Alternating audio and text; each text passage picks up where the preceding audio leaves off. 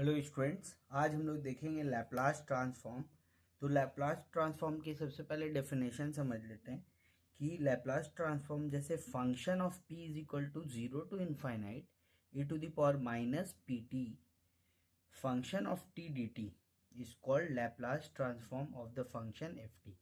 मतलब जो Laplace transform रहेगा वो इस फॉर्मेट में रहेगा और हर बार आपको क्या होगा, एक फंक्शन गिवन होगा, ठीक है, और उसका लैप्लास निकालना होगा। जैसे यहाँ पे फंक्शन क्या दिए, कॉस 80 एक फंक्शन है, तो कॉस 80 जो है वो फंक्शन ऑफ किसका वैल्यू है, टी का वैल्यू यहाँ पे पुट कर देंगे और उसका लैप्लास निकालेंगे। तो इसमें दो तीन चीज़ हम लोग को आनी चाहिए। जैसे इंटीग्रल बाय पार्ट्स, इसमें ज़्यादातर यूज़ होता है, इंटीग्रल बाय पार्ट्स आपको आना चाहिए। तो हम लोग क्या एक एग्जाम्पल के थ्रू इसको समझते हैं कि कैसे अप्लाई होगा। तो हम लोग को जैसे लैप्लास कॉस 80 का लैप्लास निकालना है, तो हम लोग इसको कैसे लिख सकते हैं, integration 0 to infinite e to the power minus P T, और फंक्शन ऑफ टी का वैल्यू क्या है, कॉस 80, और साथ में क्या हो जाएगा, डी टी। अब यहाँ पे देखिए दो फंक्शन आ गया, ठीक है।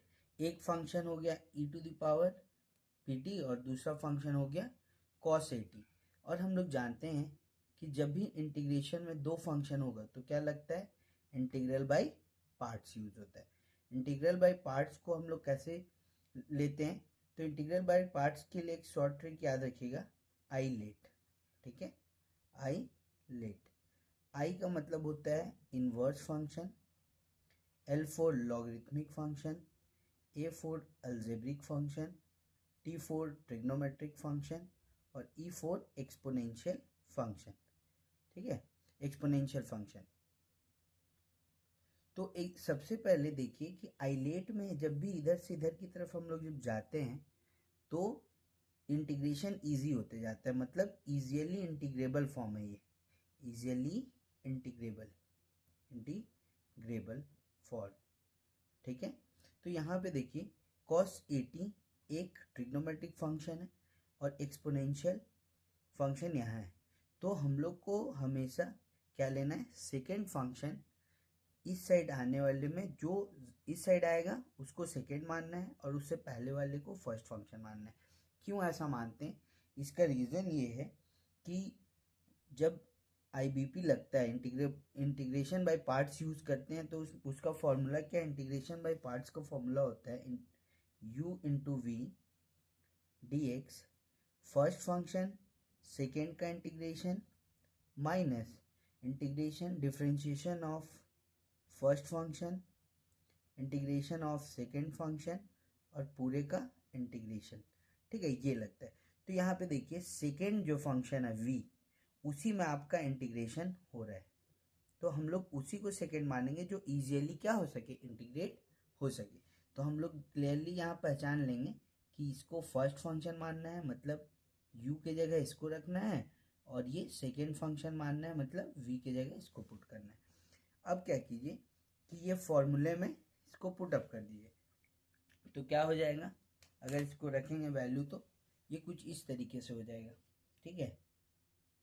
लिमिट भी लगाना है, तो फर्स्ट फंक्शन हम लोग इसको माने तो cos 80 integration second function e to the power P T D T, फिर उसके बाद कौन सा साइन है, minus integration D by D T, first function किसको माने हम लोग, cos 80 इंटीग्रेशन सेकेंड फंक्शन कौन है, e to the power minus P T D T और पूरे का इंटीग्रेशन, ठीक है, टी के रिस्पेक्ट में।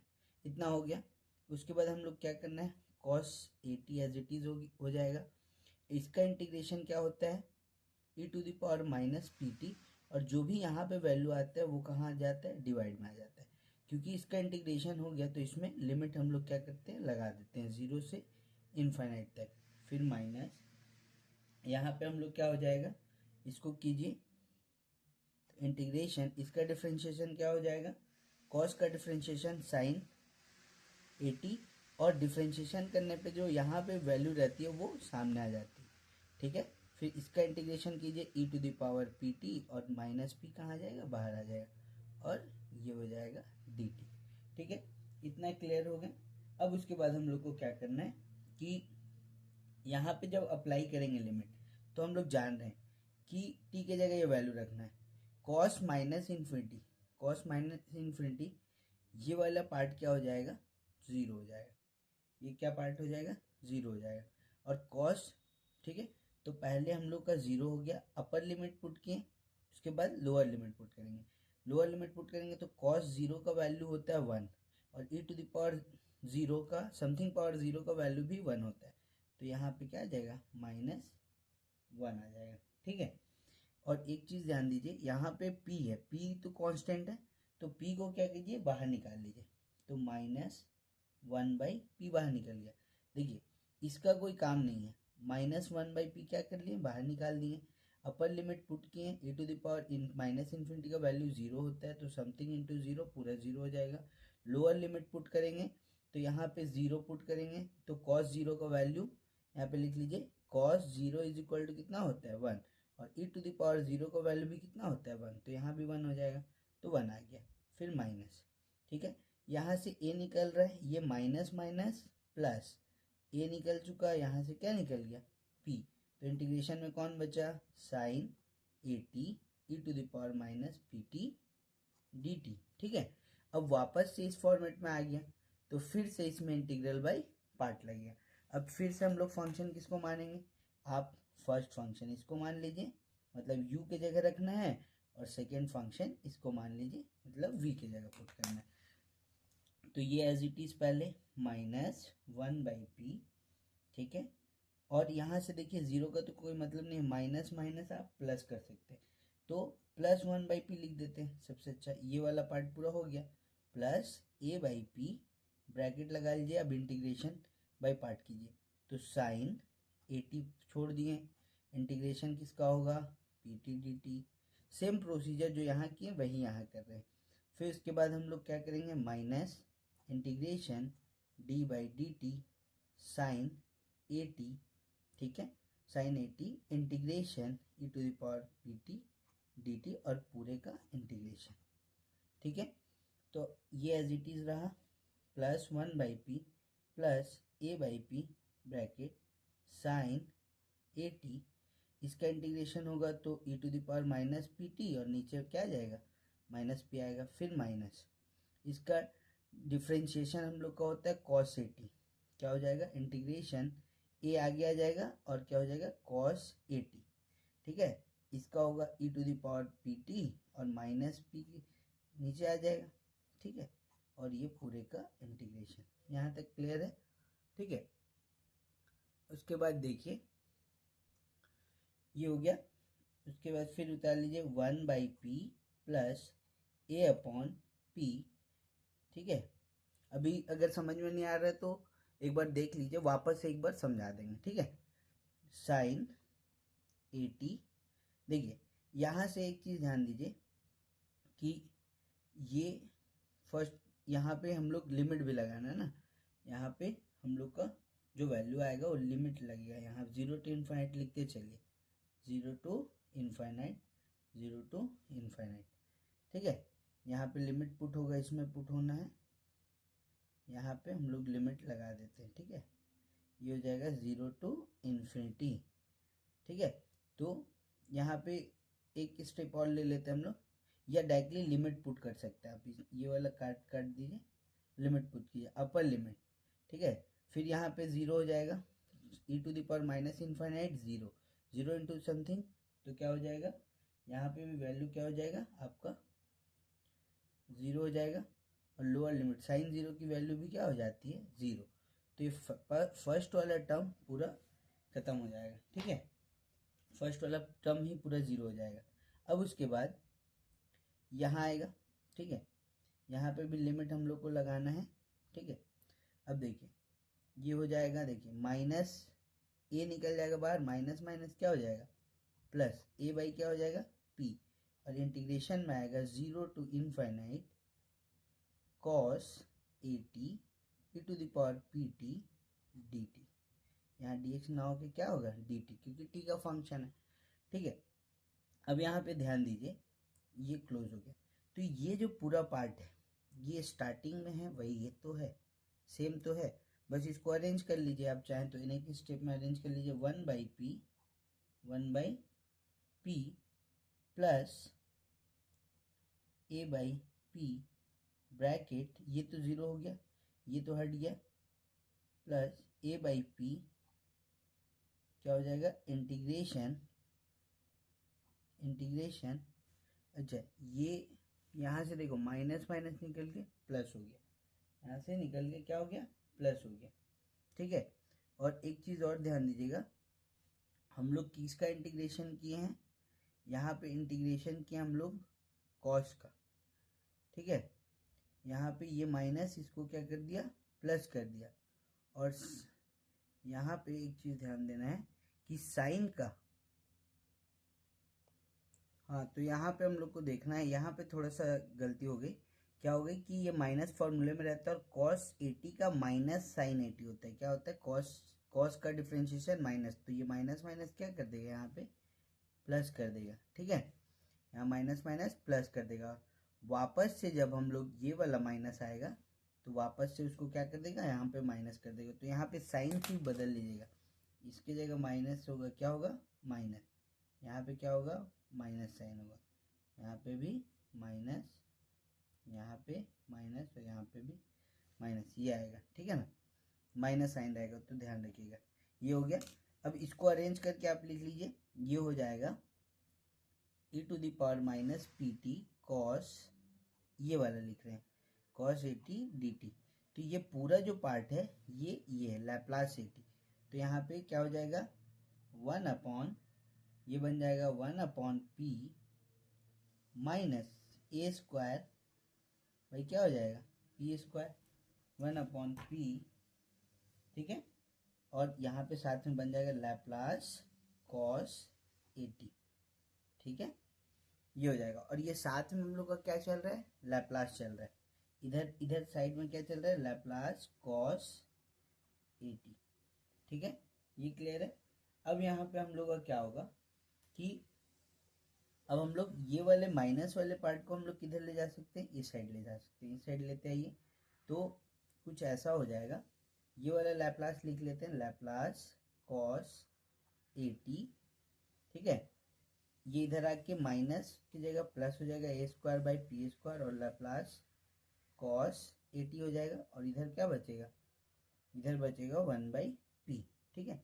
उसके बाद क्या करना है, देखिए यहाँ से दोनों कॉमन निकलेगा, तो लैप्लास cos 80 कॉमन निकाल लीजिए, यहाँ पे कुछ नहीं है तो क्या बचेगा, 1 बचेगा, और यहाँ पे क्या बचेगा, a²p², ठीक है, और साथ में क्या बचा, 1/p, ठीक।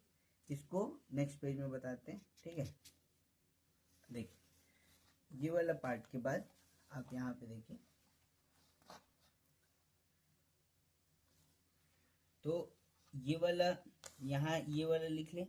उसके बाद इसके बाद यहाँ पे क्या करना है कि हम लोग को लैप्लास, ये हो गया लैप्लास cos 80, इसका एलसीएम निकालेंगे तो क्या होगा, p² ऊपर आ जाएगा, a² डिवाइड बाई क्या हो जाएगा, p², और साथ में क्या है, 1/p, ठीक है। इसको क्रॉस मल्टीप्लाई करेंगे तो हम लोग का क्या आ जाएगा, लैप्लास cos 80, इसको डिवाइड में भेज देंगे, इसको क्रॉस मल्टीप्लाई में, तो 1/p, और ये p² कहाँ चला जाएगा, ऊपर चल जाएगा, और ये डिवाइड में आ जाएगा p² प्लस a², तो एक p कैंसिल आउट हो जाएगा, तो आ जाएगा p/p² प्लस a², और यहाँ पे साथ में क्या आ जाएगा, cos 80, ठीक है।